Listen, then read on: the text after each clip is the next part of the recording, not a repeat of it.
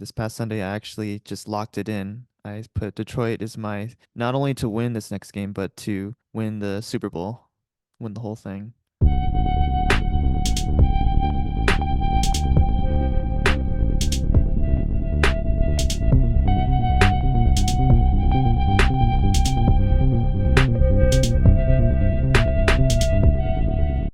Welcome back, everyone, to another week with your favorite schlobs, Andy and Caleb. Taking a break again is Hefe. We don't know exactly where he is. It's kind of like a where in the world is a Hefe San Diego. And rumor has it that he's at work now, but until we see some video proof, we have no idea. But we got a conference championship week coming for you. So let's get into some of these games. Yes. Our teams pooped their pants and they're not here anymore. So good riddance. We'll move on. I say we start in the NFC. We got Detroit after just years of, paper bagging themselves. Here they are, NFC Championship. They're traveling to San Francisco. Who's a little wobbly? I mean, they pulled it out and they solidified their win last week, I suppose, with Green Bay. But it took every ounce of energy there and really a bad throw by Jordan Love. I don't know if Detroit really has that same kind of defense that's going to be able to go outside in the Bay Area weather and just kind of put up with that. Like at least Green Bay's weathered to where they're from. The spread right now, San Francisco is favored by 7. Over under is 50.5. And even the analytics and stuff show kind of a 3-1 advantage for San Francisco. So they don't have too many guys on injury report. Really, just Debo is questionable. It's going to Yeah, be that fine. you think he plays? I would think so. If not, he suits up and he's in a limited role. That'd be pretty crazy just to have him not available to you, but we'll see. Still early in the week. Couple of offensive linemen on the injury report. Oh Jonah yeah. Jackson, Frank Ragnow. Jackson looking doubtful even. Yeah, I think he's not gonna play for sure. But they said about Ragnar, he like sprained his knee and his ankle, Oh, yeah. pretty badly. But he was said there's nothing that was gonna take me out of playing this game of this magnitude. Just him some mega painkillers and a ton of adrenaline. I think he'll be good to go. I mean, really, this is career games for so many of these guys. You just don't expect, or I mean, you hope to and expect, I suppose, but not everyone gets to get to this game, especially for a franchise that's just been so down in the dumps for decades. Absolutely. And then Laporta gets another week to get a little bit better. I saw they brought Ertz in. Did they sign Ertz? I was gonna mention that, yeah. Kind of little under the radar signing, I think. I mean, I would think he's been staying in shape. They put him through a physical and everything, so that is interesting. He's definitely a good veteran presence to have, who has playoff experience and winning experience in the playoffs. So even just having that mental mindset in there is a big deal. So one thing though, I was thinking about it yesterday. We started the season with Detroit upsetting on the road in a pretty big game. They were that season opener against Kansas City. That's right. They really made that statement. And if they can kind of keep this lower scoring, I think they pull it off. They can obviously put up 30 plus, but they do that quite often at home. If they can keep it on the lower scoring side though, and San Francisco doesn't run away with anything because they can just take off and kind of be in the stratosphere. I think Detroit has a good chance.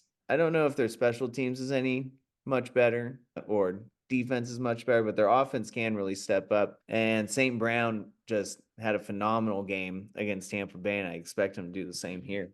Yeah, I mean, obviously, like I already stated, I have Detroit winning the whole thing. So obviously, I have them winning this game. I like the weapons, like you said. They have Amon Ra. I like the Thunder and Lightning with Montgomery and Gibbs. Yeah, for real. Laporta, like you said, and then we add Ertz. You never know. And then they have Jamison Williams, deep threat, so they can get you at all phases. And Jared Goff, I give him credit. Like a few years ago, he used to be the butt of a lot of jokes, and he's really impressed. Yeah, So he's been fantastic, especially as of late. Just kind of shrugged off everything. And them having a strong "we told you so" game against the Rams, that was impressive too. Defensively too, I like their secondary. They're young, they fly around. They don't have like a alpha like number one guy necessarily, but they have like a lot of good solid players that can hold their own essentially. And Aiden Hutchinson's been on a roll I've seen in terms of like his sacks and his pressures. He's been really ramping it up. 49ers side, obviously offensively, they're like a juggernaut. I do think the Debo Samuel thing will be really huge. Keys to the game, I feel like, is how Detroit is going to stop McCaffrey. Yeah, and you almost kind of have to just like spy on him the whole game, or you just make him beat you.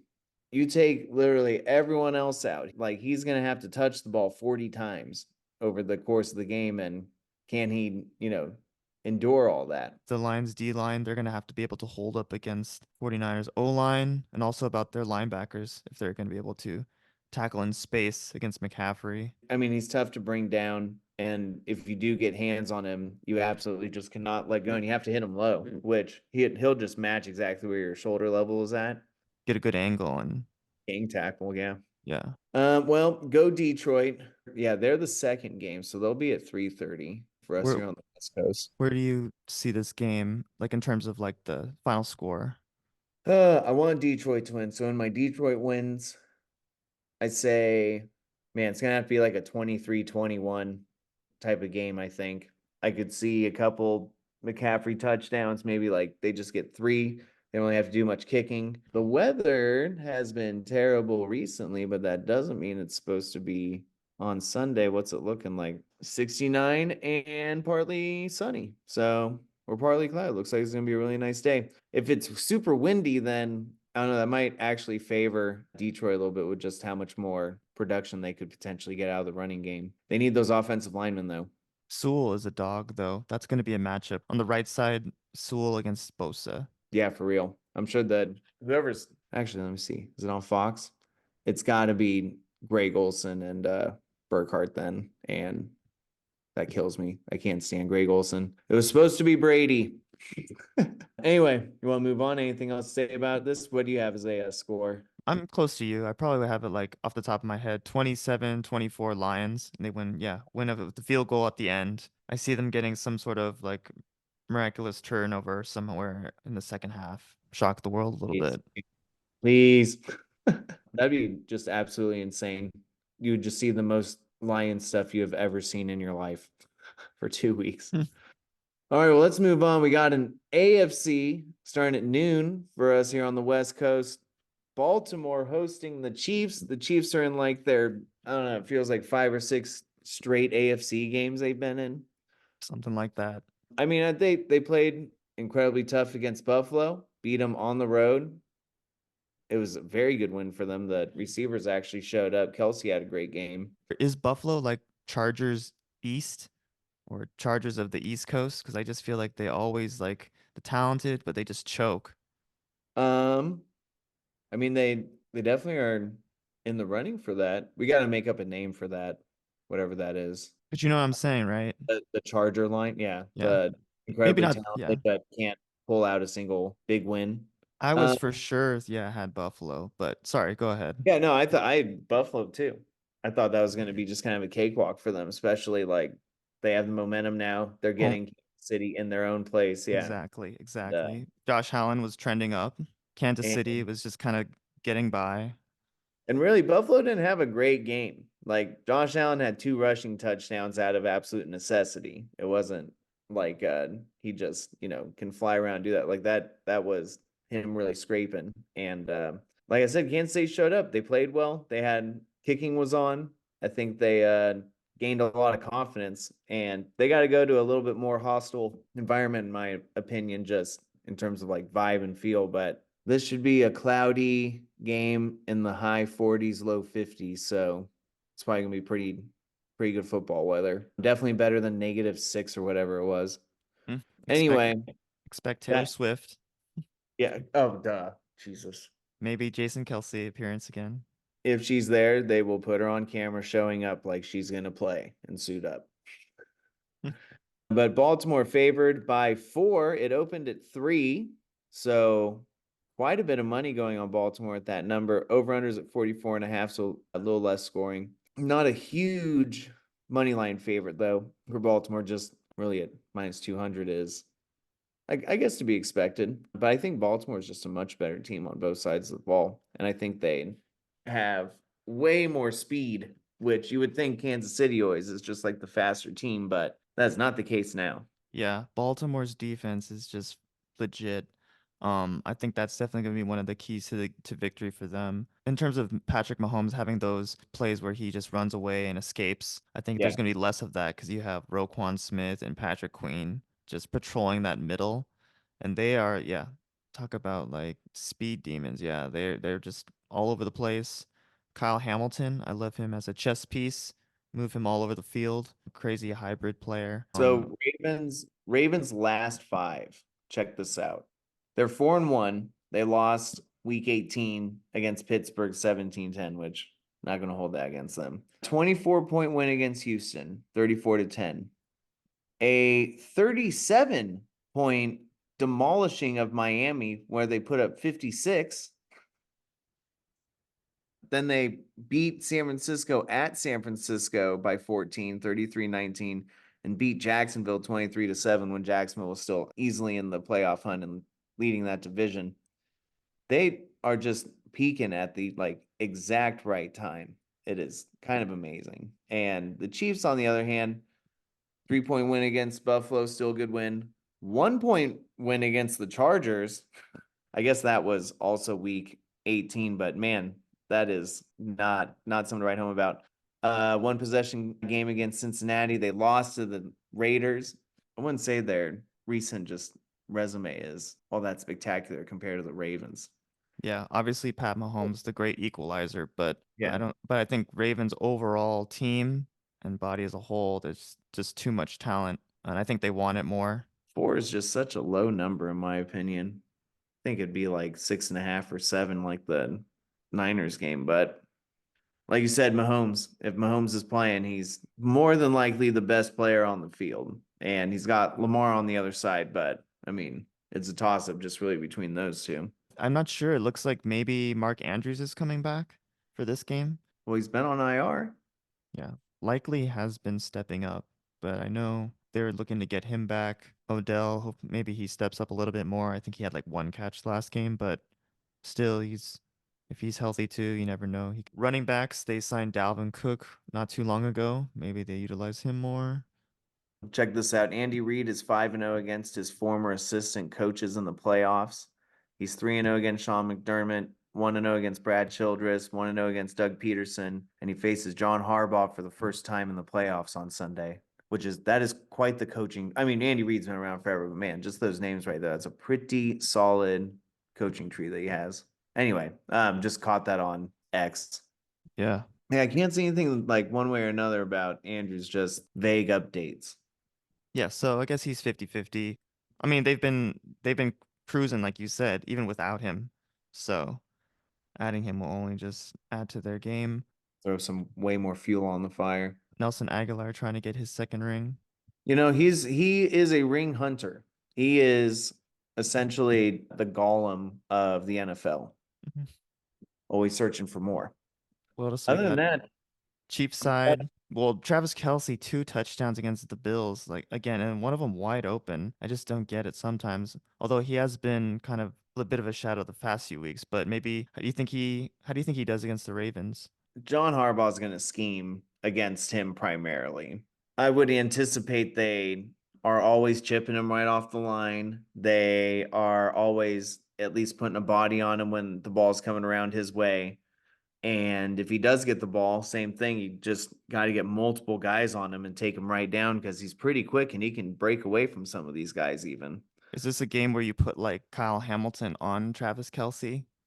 You could definitely just line him up over him like all the time just to give that, idea of it and make him think about just about how deep he's taking some of his routes. But I always feel like you're going to have to make one guy beat me. There's no way, he's going to score all of their points. So, or get all of their yards. So if you take out everyone else and really put all the weight on his shoulder, he's he will tire out and he will take so many hits to where he's got to take out a couple plays and you can really just change the game by overworking him that way too.